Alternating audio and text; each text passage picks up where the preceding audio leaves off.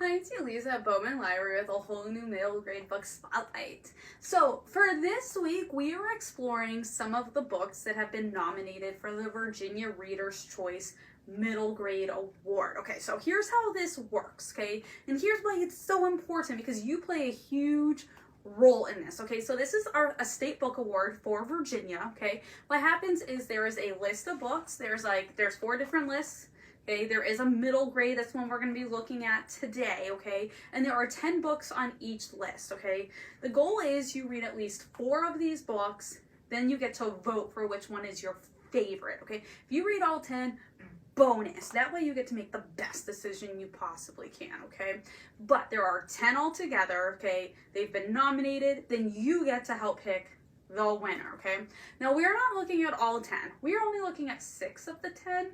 And I'm telling you, there are some amazing titles, okay? There's a little something for everyone on these lists. That's one thing I love about the Virginia Reader's Choice book list, okay? So we have 6 we're going to take a look at. Again, there are 4 others that we're not, but I promise they're just as good as these. But in the interest of time, we're only taking a look at 6. So let's get going. Our first one is by one of my favorite authors, okay? This is a new nonfiction by the fabulous Candace Fleming, okay? This is Crash from Outer Space. Now, we've all heard stuff about aliens, we've all heard stories, conspiracy theories, we've heard about Area 51, about Roswell, all this type of stuff. What she does in Crash from Outer Space is she takes us back to the 1940s, when in 1947, there's an unidentified flying object, or UFO, that crashes at Roswell, New Mexico, okay? So that part is true, okay? We know there's something that crashes, okay? And then soon, right after this, there are many conspiracy theories and government involvement, which still exists today. Now, what Candace Fleming does is she explores the history of UFOs with taking a look at different various events throughout history that have happened since 1947, which have only added fuel to the fire of speculation. You will read first-person accounts for what they have seen with their own 2 eyes, what they've witnessed. You'll look at primary sources and more, all while trying to decide for yourself what is really true when it comes to UFOs and life forms from other planets or galaxies. What does the government know? What do they not know? What are they trying to hide? All that type of stuff, okay? So this is incredibly well done, as you can only expect from Candace Fleming. It's a great read, okay? Even if you're maybe not an alien UFO person, it's still incredibly interesting because she brings you through the history of it, because there are actual events in our history that do make you kind of wonder and question. Crash from Outer Space. The Lost Year.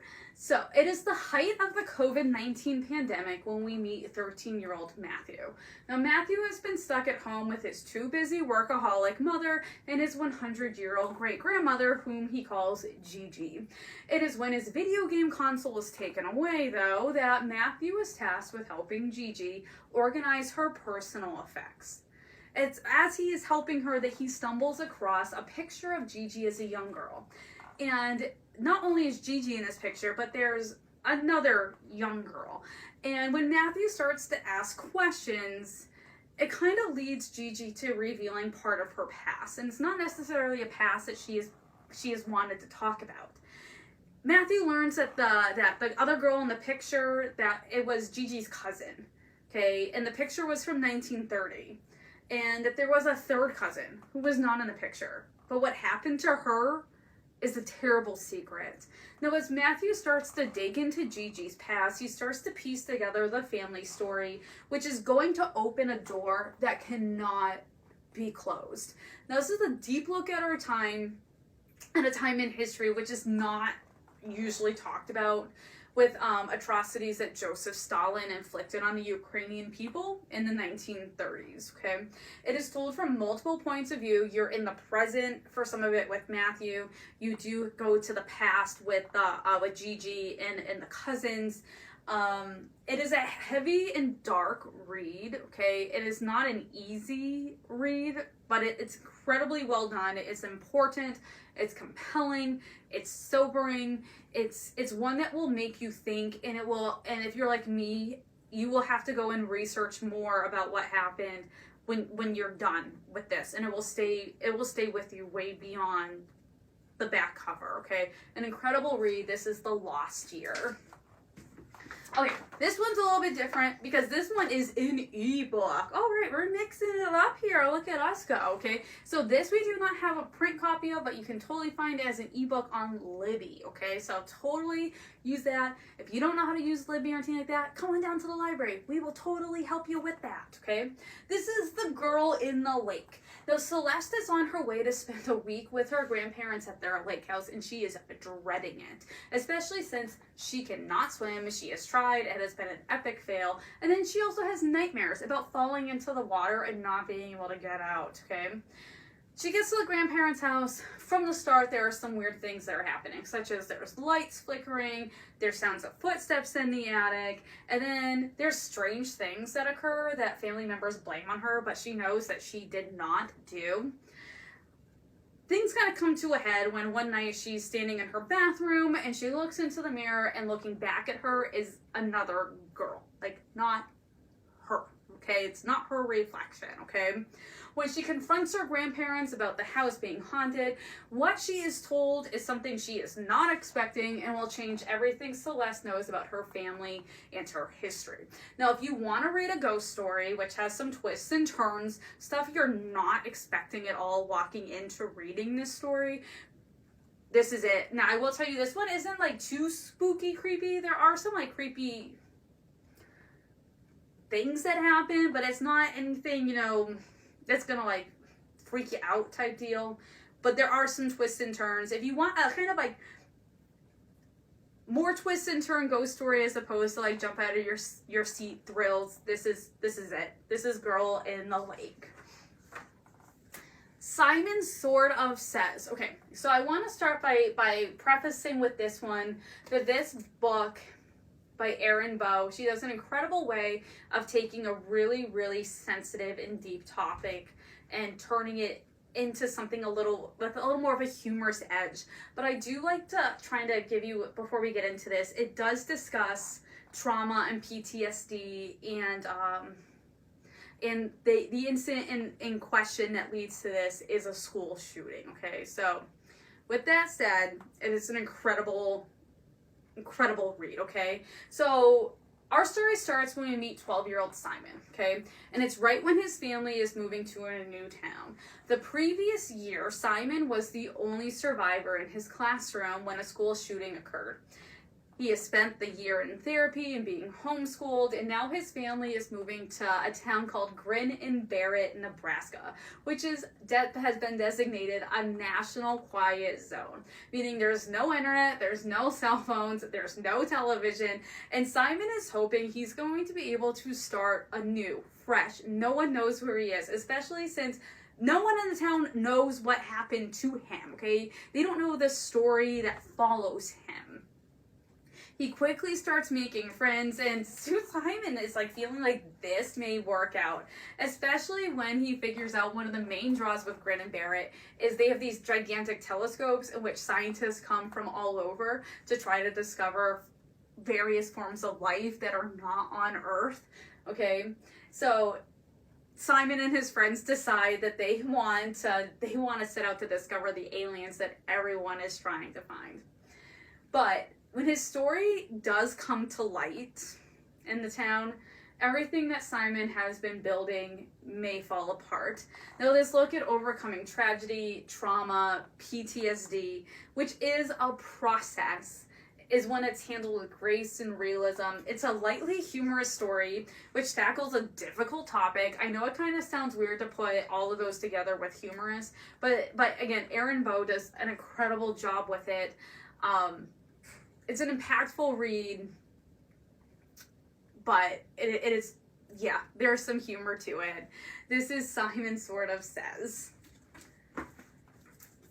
Ebb and Flow. Okay, so this novel and verse brings us to 7th graders Ebb and Flow, who are currently suspended from school for fighting with each other after a heated exchange, leading to some blows being thrown. Now, suspension looks different for each girl, but they are both faced with having to explain why they did as well as reflecting on the fact that they have more in common with one another than they ever thought, especially when it comes to family and how emotions are shared or more times are not.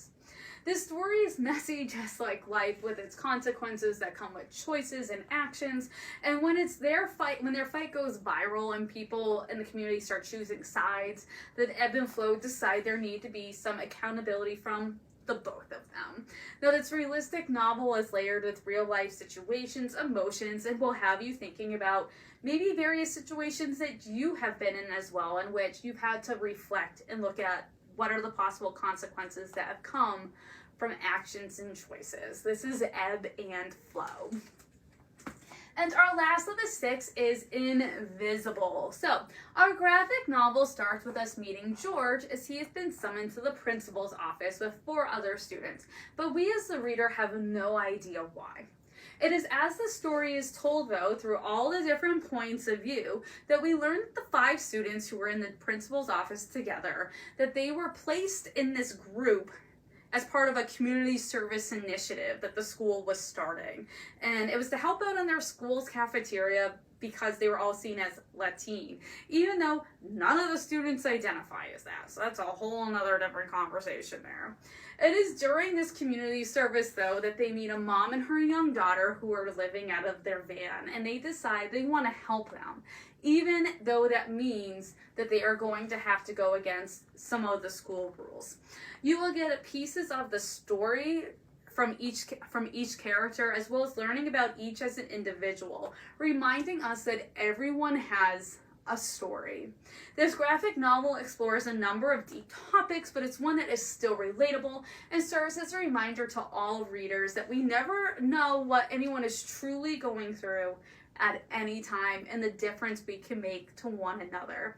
This is Invisible. So these are 6 of the 10 middle grade Virginia Reader's Choice books, okay, that have been nominated. So now it's your job, okay? Start reading them, okay? Again, if you read at least 4, you can vote for which one is your favorite. You can do that here at the public library, okay? But you have to be reading them. Now, you have like the whole rest of the year to do this, okay? So you have plenty of time. Maybe you're gonna use this as some inspiration for some summer reading. That's what it's there for. So I encourage you, every single one of these plus the 4 others are incredible choices. Encourage you to read as many of them as you can. I hope you have an incredible week, and I hope you have see you next time with a whole new middle grade book spotlight.